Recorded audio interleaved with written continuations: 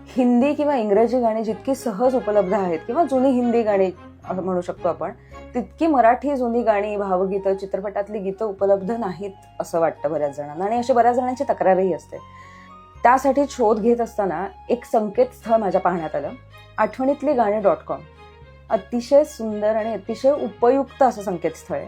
आता तुम्ही जर बघितलं तर इथे डाव्या बाजूला अनुक्रमणिका, गीतकार, संगीतकार, स्वर, चित्रपट वगैरे सगळं लिहिलेलं आहे, आणि त्यावर तुम्ही क्लिक करून त्याप्रमाणे, म्हणजे एखादा गीतकार हवा असेल तर त्या गीतकाराची कोणती कोणती गाणी आहेत हेही तुम्हाला कळतं, एखाद्या संगीतकाराची कोणती कोणती गाणी आहेत हेही कळतं. किंवा इथे जर तुम्ही वर समजा इथे क्लिक केलं तुम्ही, आणि वर क्लिक केल्यानंतर वरची कोणती गाणी आहेत हे तुम्हाला इथे दिसतंय. बरं, त्यातल्या समजा मी पहिल्या गाण्यावर क्लिक केलं तर त्याचे मला शब्द कळत आहेत.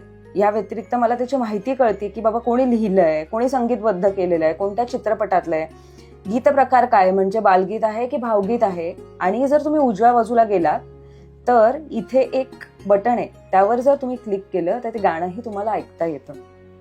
मला माहित नाही आपल्या पिढीला याचा किती उपयोग होईल, पण आपले आई वडील, आपले आजी आजोबा यांच्यासाठी हे अतिशय उपयुक्त असं संकेतस्थळ आहे.